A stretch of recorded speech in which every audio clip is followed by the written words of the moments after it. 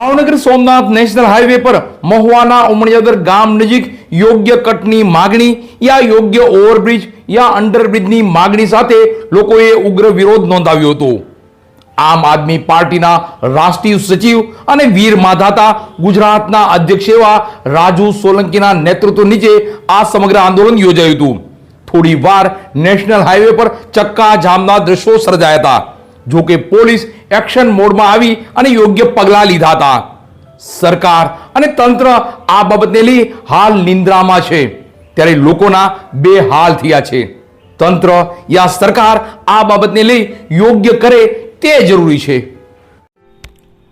Bhavnagar Somnath national highway પર આવેલા ઉમણિયાદર ગામ નજીક 30 થી 40 જેટલા ગામના લોકો અને વિવિધ રાજકીય આગેવાનોએ ભારે આક્રોશ સાથે ઉગ્ર વિરોધ પ્રદર્શન કર્યું હતું, જેમાં આ લોકોની માગણી એવી હતી કે સુરક્ષિત યા યોગ્ય કટ આપી અથવા તો યોગ્ય બ્રિજ બનાવવાની માગણી સાથે વિરોધ પ્રદર્શન કર્યું હતું। આમ આદમી પાર્ટીના રાષ્ટ્રીય સચિવ અને વીર માધાતા સંગઠનના પ્રદેશ અધ્યક્ષ રાજુ સોલંકીના નેતૃત્વ હેઠળ યોજાયેલ આ આંદોલનથી હાઈવે પર અફડાતફડીનો માહોલ સર્જાયો હતો અને થોડીવાર વાહનોની લાંબી કતારો જોવા મળી હતી। જોકે આ બનાવ અને ઘટનાને લઈ પોલીસ પણ એક્શન મોડમાં આવી અને યોગ્ય પગલાં લીધા હતા। ઉમણિયાદર અને આસપાસના 20 થી 25 ગામના લોકોની સુરક્ષિત અવરજવર માટે ગ્રામ્યજનો લાંબા સમયથી યોગ્ય કટ પોઈન્ટ અને બ્રિજની માંગ કરી રહ્યા છે। લોકોનો આક્ષેપ છે કે હાઈવે પર યોગ્ય કટ ન હોવાથી અવારનવાર જીવલેણ અકસ્માતો સર્જાય છે, જેમાં અત્યાર સુધીમાં અનેકો નિર્દોષ વાહન ચાલકોએ જીવ ગુમાવ્યો છે। વિરોધ પ્રદર્શન ચરમસીમાએ પહોંચતા જ પોલીસે સ્થિતિ પર કાબુ મેળવવા રાજુ સોલંકી સહિત કેટલાક સ્થાનિક ગ્રામ્યજનોની અટકાયત કરી હતી। કચેરી અને તંત્ર દ્વારા યોગ્ય નિર્ણય ન લેવાય ત્યાં સુધી લડત ચાલુ રાખવાની અને આંદોલન વધુ તેજ કરવાની ગ્રામ્યજનોએ ચીમકી ઉચ્ચારી છે। સ્થાનિક લોકોની આ ગંભીર સમસ્યા અંગે અગાઉ ઉમણિયાદરના ગ્રામ્યજનોએ ચૂંટણી બહિષ્કાર કરીને પણ પોતાનો રોષ વ્યક્ત કર્યો હતો। તેમ છતાં તંત્ર દ્વારા કોઈ નક્કર પગલાં ન લેવાતા ગ્રામ્યજનોને ફરી એકવાર રસ્તા પર ઉતરવાની ફરજ પડી છે।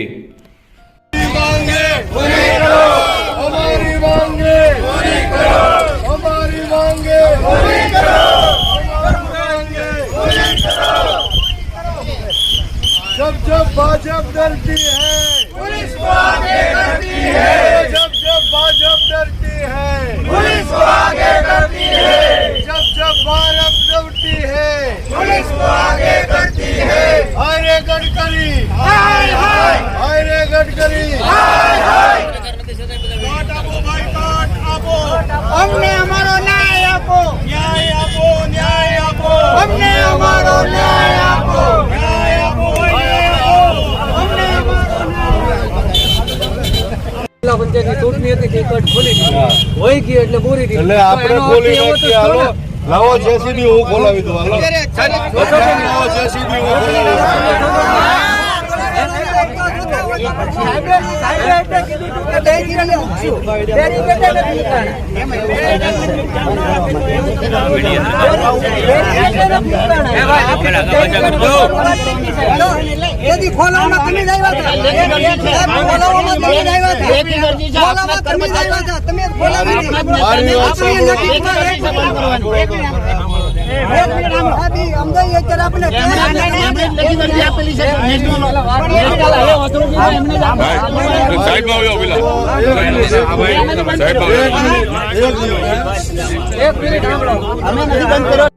મારું નામ અડિયા યોગેશ છે, ઉમણિયાદર ગામનો રહેવાસી છું।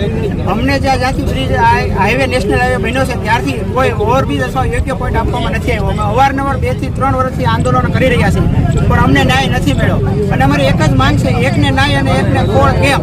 કારણ કે આગળ ગણપતિ છે, ગણપતિ મંદિર ત્યાંથી તલગાજરા જવાનો રસ્તો છે, તો ત્યાં આગળ ઓવરબ્રિજ પણ છે અને આ કટ પણ આપવામાં આવી છે, તો એકને કોળ અને એકને ખોળ કેમ?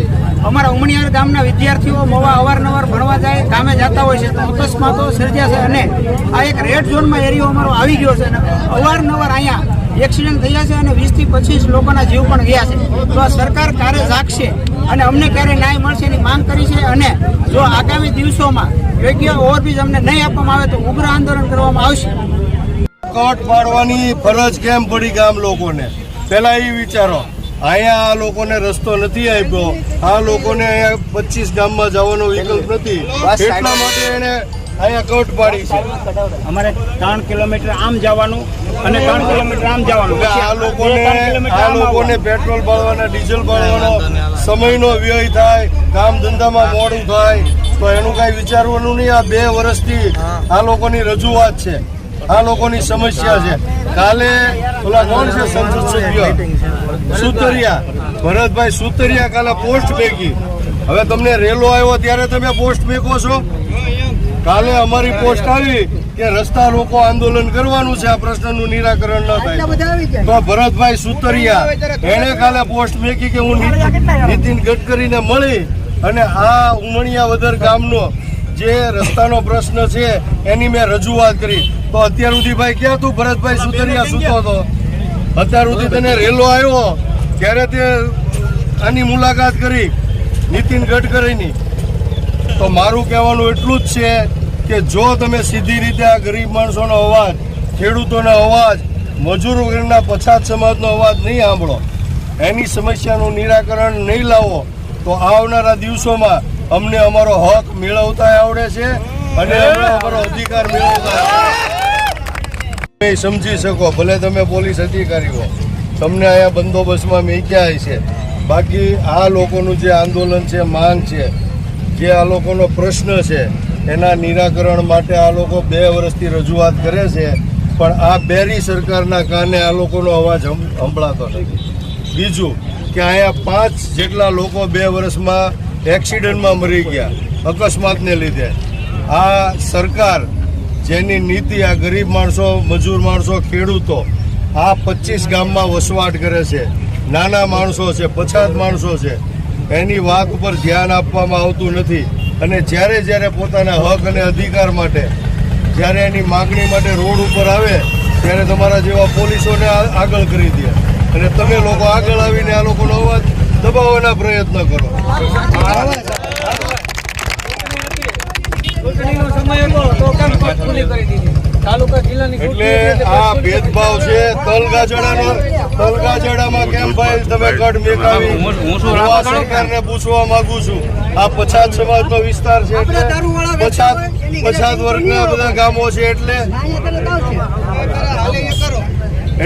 જે કરવું પડે આપણે લોકોએ, જો આપણા પ્રશ્નનું નિરાકરણ ન આવે તો આવનારા દિવસોમાં તમે બધા નક્કી કરો એ પ્રમાણે કાલ કે તો કાલ અહીંયા આપણે આ રસ્તા ચક્કા જામ કરી દેવાના. અહીંથી એક પણ વાહન આપણે હાલવા દેવાનું નથી. અહીંયા આપણી જે માંગ છે, આપણો પ્રશ્ન છે, એનું નિરાકરણ ન આવે તો અહીંના આપણે આ નેશનલ હાઈવેના તમામ રસ્તા બંધ કરી દેવાના છે.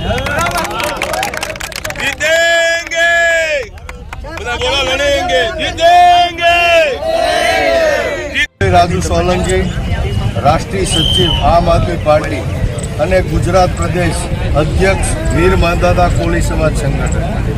ખાસ કરીને આજે નેશનલ હાઈવે જે રોડ છે, આ રોડ ઉપર ઉમણિયાવદર ગામ આવેલું છે.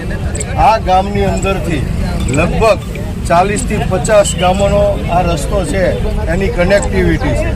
અને ખાસ કરીને નેશનલ હાઈવે ઓથોરિટીએ આ ગામ અને આજુબાજુના 50 ગામના લોકો સાથે, જે પછાત, ગરીબ અને મજૂર અને ખેડૂત વર્ગના લોકો છે, એના સાથે હળાહળ અન્યાય કર્યો છે.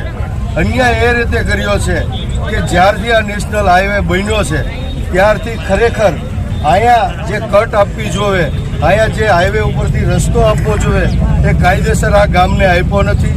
અને જ્યાં રસ્તો આપવાની જરૂર નથી અને જ્યાં ઉદ્યોગો છે, જ્યાં કંપનીઓ છે, ત્યાં નજીકમાં આવા બ્રિજો આપેલા છે. ખરેખર બ્રિજની અહીંયા જરૂર હતી. ત્યારે આ નેશનલ હાઈવે ઓથોરિટીએ આ ગામ સાથે, આ પછાત સમાજના ગામ સાથે હળાહળ અન્યાય કર્યો છે, ભેદભાવ રાખ્યો છે, વાલા દવલાની નીતિ રાખી છે. અને ખાસ કરીને અહીંયા કોઈ પણ જાતનો રસ્તો મેક્યો નથી. પરિણામે આ ગામ ઉમણિયાવદર અને આજુબાજુના 50-60 ગામના લોકોને અહીંથી 2-3 કિલોમીટર બ્રિજની નીચેથી ફરવા જવું પડે છે. બીજું આ બાજુ ગાજડા બાજુ ફરવા જવું પડે છે. તો આ ગામના અને આજુબાજુના 50 ગામના લોકો આ પ્રશ્નને લઈને ખૂબ જ ત્રાહિમામ છે, ખૂબ જ મુશ્કેલીમાં છે. આ ગામના લોકોની આગેવાનોની છેલ્લા 2 વર્ષની માગ છે, પરંતુ આ બેરી અને મૂંગી સરકાર ખરેખર પછાત અને ગરીબ લોકો સાથે હર હંમેશ અન્યાય કરતી સરકાર, એના બેરા કાને આ લોકોનો અવાજ પહોંચતો નથી. ત્યારે આજે મારે આપના માધ્યમથી આ સરકારને કહેવું છે, નીતિન ગડકરીને કહેવું છે કે ખરેખર આ નેશનલ હાઈવે ઓથોરિટી બિલકુલ વ્યવસ્થામાં, સુવિધામાં અને આયોજનમાં નિષ્ફળ ગઈ છે અને પોપટનું જ્ઞાન ધરાવતા એન્જિનિયરો દ્વારા આ નેશનલ હાઈવેની ડિઝાઇન બનાવી હોય એવું લાગી રહ્યું છે. આવનારા દિવસોમાં જો આ ગામના લોકોની, આજુબાજુના 50-60 ગામના લોકોની સમસ્યાનું નિરાકરણ કરવામાં નહીં આવે તો મોટા પાયે આ રોડ ઉપર, નેશનલ હાઈવે ઉપર આંદોલન કરવાની ફરજ પડશે અને તમામ નેશનલ હાઈવે આ રોડ ઉપર ચક્કા જામ કરી અને આ હાઈવે ઉપર જેટલા વાહનો ચાલતા હશે આ તમામને બંધ કરી દેવામાં આવશે એવી મારી આજે સરકારને ચીમકી છે. ભારત માતા કી જય! ભારત માતા કી જય!